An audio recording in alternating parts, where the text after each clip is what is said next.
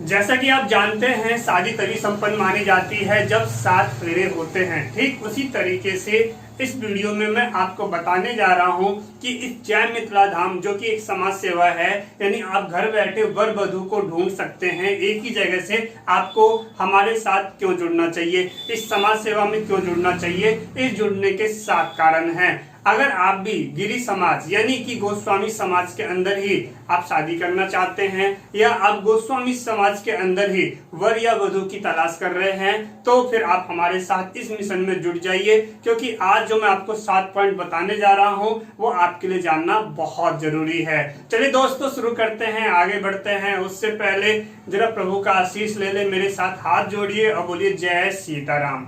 मेरा नाम है वीरेंद्र गिरी। आज की वीडियो में आपका स्वागत करता हूं। आप नए हैं, चैनल को जरूर सब्सक्राइब कीजिए, वीडियो को लाइक करें और इसको शेयर करें अपने 10 दोस्तों को जो हमारे गोस्वामी समाज के हैं, उनको शेयर कीजिए। साथ ही उन्हें बोले कि आप जो है आगे इसको 10 लोगों को और शेयर करें, साथ में आप जो है इन्हें सब्सक्राइब भी करते चले जाएं। और कुछ कहना चाहते हैं आप जरूर कमेंट करें, और इस नंबर पे आप मुझे व्हाट्सएप भी कर सकते हैं। आपका कीमती समय बचाने के लिए मैंने सभी पॉइंट्स को बोर्ड पे लिख दिया है ताकि मैं आपको जल्दी समझा सकूं। साथ ही मैं आपको बता दूं कि अगर आपको इंग्लिश नहीं आती है, इंग्लिश सीखना चाहते हैं, तो हमारा जो है यूट्यूब चैनल भी है, उसको जरूर सब्सक्राइब कीजिए। इस चैनल को डिस्क्रिप्शन में लिंक है, प्लीज इसको सब्सक्राइब कर ले।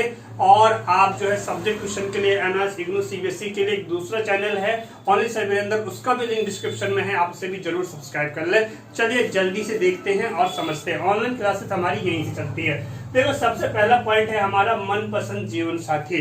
मनपसंद जीवन साथी की बात करते हैं। समझिए, अगर आप चाहते हैं, क्योंकि शादी एक ही बार होती है, आप चाहते हैं, मान लो आप वर की तलाश में या वधू की तलाश में हैं, तो किसी भी तरीके से शादी जो है एक ही बार होती है, तो इसलिए ये जो ऐसा फैसला है आपके जीवन का जिसमें जो है बहुत सारी बातों को देख के चलना होता है। तो मनपसंद जीवन साथी के लिए जरूरी हो जाता है कि आपके पास ऑप्शन हो। आपके पास जो है 100, 200, 300, 400 इस तरीके से आपके पास ऑप्शन आ जाए, जिससे आप देख सके, बात कर सके और समझ सके। तो इसके लिए जरूरी हो जाता है कि आपके पास जो है चुनने का मौका होना चाहिए, यानी कि ज्यादा ऑप्शन होने चाहिए। तो उस ऑप्शन को मैं बनाने जा रहा हूं आपके लिए। आप 1000 नहीं, लाखों में अपना मनपसंद जीवन साथी ढूंढिए। तो पहली बात तो ये आ जाती है। हमारा जो दूसरा पॉइंट हो जाता है वो हो जाता है कि जहरीले रिश्तेदार से बचाओ। देखिए, होता क्या है, जब शादी की बात आ जाती है तो जो रिश्तेदार है उनसे बात किया जाता है कि अच्छा रिश्ता हो तो बताना, और इस तरीके से आप अपना टाइम बर्बाद करते हैं। एक्चुअली होता क्या है, आपको यहाँ पे शायद आप एक बात भूल जाते हैं। मैंने यहाँ पे जहरीले रिश्तेदार इसलिए लिखा है क्योंकि अगर आपके लिए कहीं अच्छा रिश्ता है तो आपके रिश्तेदार क्या करते हैं कि उन रिश्ते को कोशिश करेंगे कि वो ना हो, उसे तुड़वाने की कोशिश की जाती है। और वही जहाँ पे जो रिश्ता आपको पसंद नहीं है, फिर वो आपके साथ जबरदस्ती की जाती है। क्या मैं सही बोल रहा हूँ कि आपके साथ भी ऐसा ही होता है? बात आ जाती है रिश्तेदार आखिर इतना जलते क्यों हैं। तो यहाँ पे मैं आपको एक बता दूं कि ह्यूमन साइकोलॉजी भी होती है। इसका मतलब ये होता है कि एक इंसान दूसरे इंसान की खुशी को देख के बर्दाश्त नहीं कर पाता, उससे बड़ी तकलीफ होती है। वही जब दूसरा परेशान होता है तो उसकी दुख को देख के उन्हें कहीं न कहीं राहत मिलती है। चलो हम बर्बाद हैं तो सामने वाला भी तो बर्बाद है। तो इस तरह की लो मेंटेलिटी होती है। बचना चाह रहे हो ऐसे जहरीले रिश्तेदारों से? सब्सक्राइब करो, शेयर करो और जुड़ जाओ मेरे साथ इस मिशन में। चलिए आगे चलते हैं। घर बैठे पूरे भारत में आप जो है ढूंढ सकते हैं वर या वधू। कैसे, समझिए, मैं आपको बताता हूं। मान लेते हैं आप अभी बिहार में हैं, आप चाहते हैं कि दिल्ली में आप किसी रिश्ते को देखना चाहते हैं, वर या वधू को देखना चाहते हैं, आप हमसे कांटेक्ट कीजिए, हमें बताइए, हम जो है उनके पास जाएंगे और आपकी सारी बातें करेंगे। आप किसी रिश्तेदार को कहोगे या बात करोगे तो उस तरीके से नहीं होता है। तो इसके लिए जरूरी हो जाता है एक बिहार में जो रह रहा है वो दिल्ली नहीं जा सकता, दिल्ली वाला बिहार नहीं जा सकता, यूपी नहीं जा सकता, मुंबई नहीं जा सकते, लेकिन जो गोस्वामी समाज है ये तो पूरे भारत में फैले हुए हैं। तो बात आ जाती है, ये एक जो प्लेटफॉर्म है, इस प्लेटफॉर्म पे यानी सभी ने सब्सक्राइब कर लिया, सब हमारे साथ जुड़ चुके हैं, तो अब हमारे पास पूरा डेटा आ चुका है। उस डेटा का मैच करना मेरा काम है, और मैं उस मैच के थ्रू आपको बताऊंगा कि जो आपकी डिमांड है उस थ्रू हमारे पास कितने अभी अवेलेबल हैं, यानी जिनसे आप बात कर सकते हैं। तो इसके लिए जरूरी हो जाता है ना कि एक साथ आप लोग इकट्ठे आ जाइए, क्योंकि जितने भी गोस्वामी समाज के लोग हैं आप सभी लोग इसको इकट्ठा एक साथ चैनल को सब्सक्राइब कर लीजिए। आप सभी एक साथ आ जाएंगे और आपकी जानकारी वाली वीडियो मैं इस पे अपलोड करता रहूंगा, और जिससे लोगों को जानकारी मिलती रहेगी। लेकिन इसको प्राइवेसी होती है उसको मेंटेन करेंगे, यानी कि आपका नाम, आपकी जो जानकारी होती है जिससे आपकी पहचान सामने आ सकती है, उसको हम मतलब उसको साइड रखेंगे जिससे आपकी पहचान सामने ना आए। चलिए उसके लिए हम डिटेल में वीडियो लाने वाले हैं, जरा आगे बढ़ते हैं।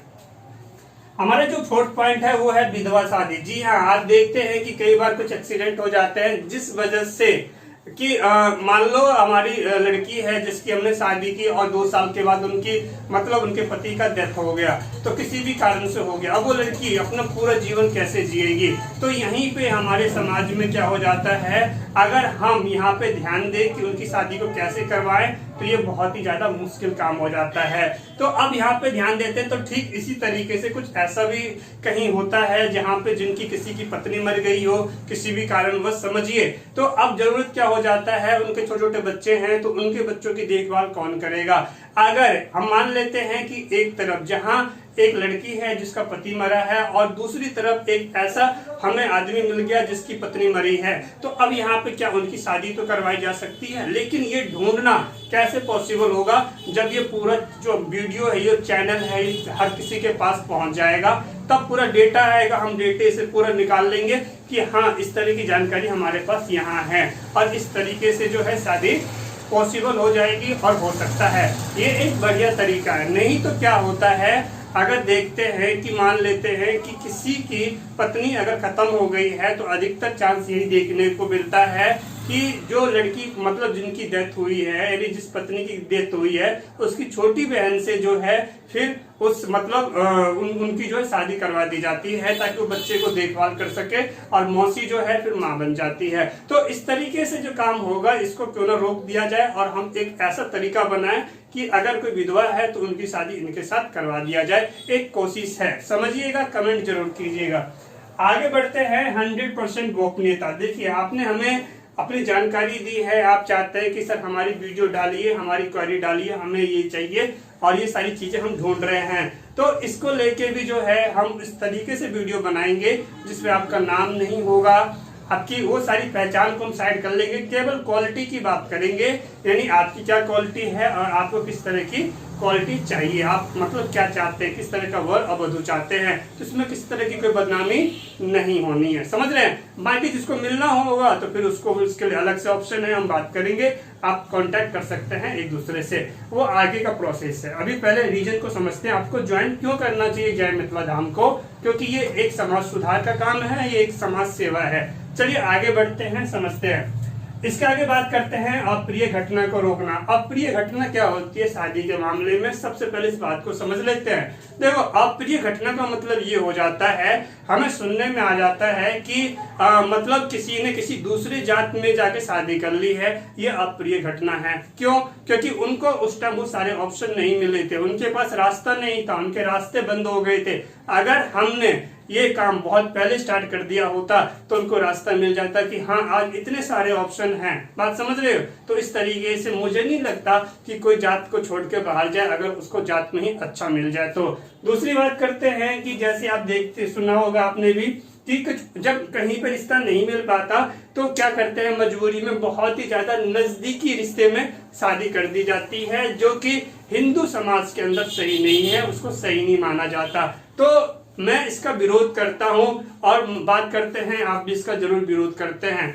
हम बात करते हैं अपने सबसे लास्ट पॉइंट की। सबसे लास्ट पॉइंट क्या हो जाता है, दहेज की समाप्ति।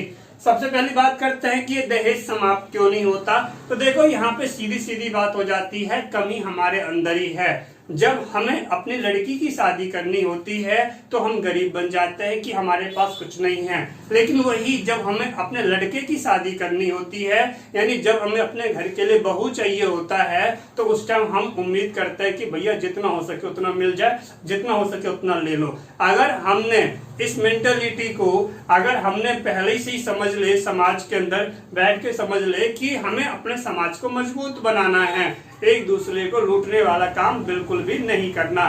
तो इससे समाज मजबूत होता है। इसको अब बात हो जाती है दहेज। दहेज दहेज हर एक हिसाब से गलत होता है। देखो, उपहार है, तोहफा है, वो अलग है, वो हर कोई अपनी खुशी से हर किसी को देता है।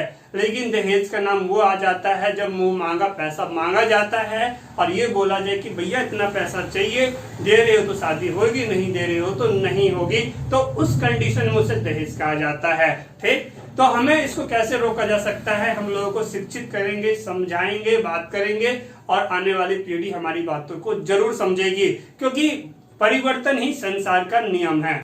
मैं उम्मीद करता हूं कि यहाँ तक जो सारे पॉइंट्स थे मैंने आपको समझाया और आप इसको समझ गए हैं और आपका समर्थन मुझे जरूर मिलेगा।